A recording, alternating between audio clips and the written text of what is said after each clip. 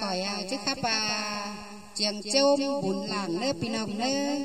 chướng cẩn lông nhìn chiang ép pinong ơi hình tờ cái lao khẩy bánh về chỗ nào trầm càn tề na thường chú chành nhám khăn khẩy bó mua chiang tề na sum ơi ôi hình to chẳng thường lại hết không đừng in tê đô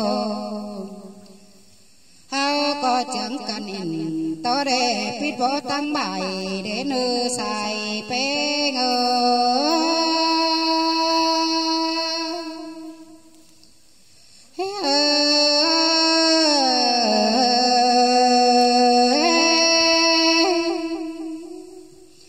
lại cô na khen khám khen tốt mơ muôn hầu nê đô in to sang cúng kiều sang con á lầu khái mới anh tên xài bê ngơ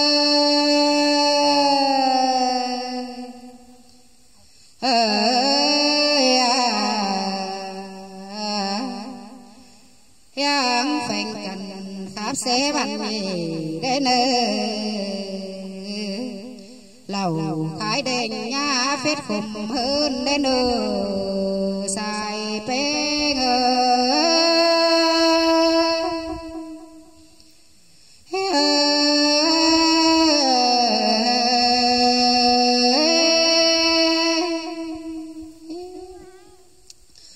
muôn ảo dơ na mướn bì sen khẩu hao nơ pinong hao có thầu họ hao chôm bỏ làn đeo đến xôm hao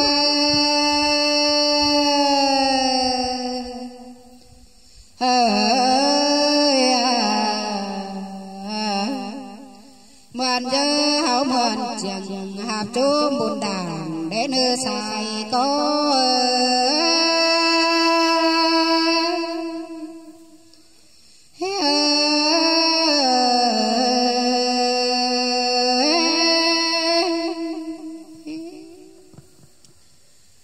ba lại qua bá khẩu bị pha tên đảng tính là lên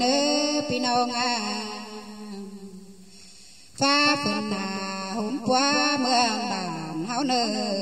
hòa có nhớ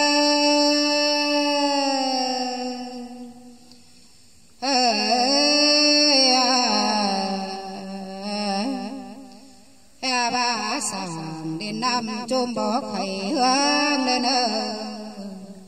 tên là mương chờ đều chữ quám son đàn để nữ hòa có hao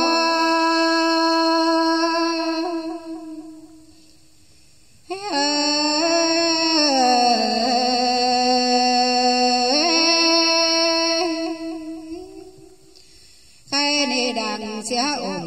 dân nói khảm khói xí khùng đeo đô chôm dơ đông cánh ảo chủ đô quang tình hao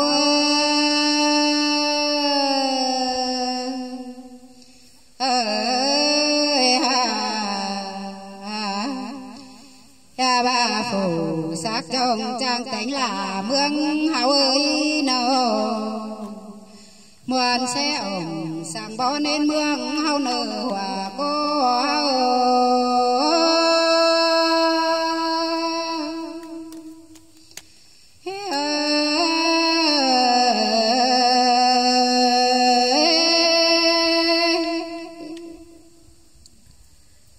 con xài đường tọt xa bóng bài mây để nữ pinong đoan lót đầy háo tốt mưa chiều tên xôm hao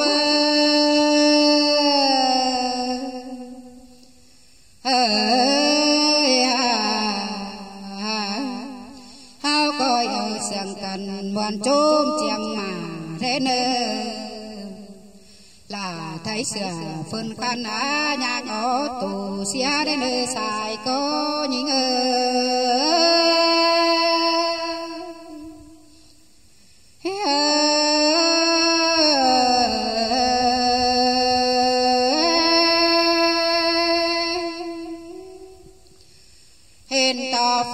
anh khám khen anh cắn lửa là quá pi nông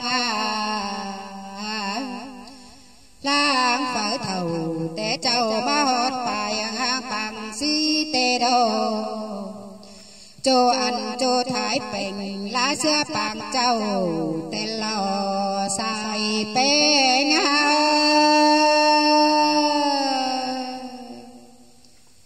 ơi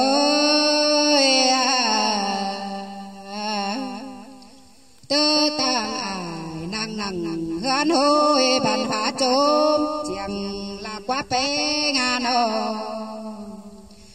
tơ tàng êm ấy hơi khắp xế treo dầu tê đô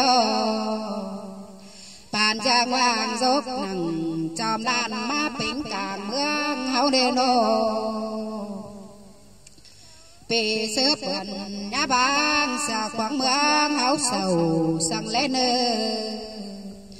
mương mình mà hàn tư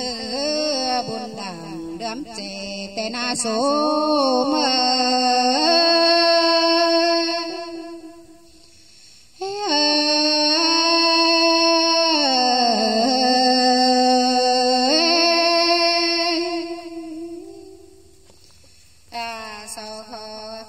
chúc hào pi nông áo quần đi pi máu lông in chiêng là hào han xiềng sơ màn dưa nơ pi nông nơ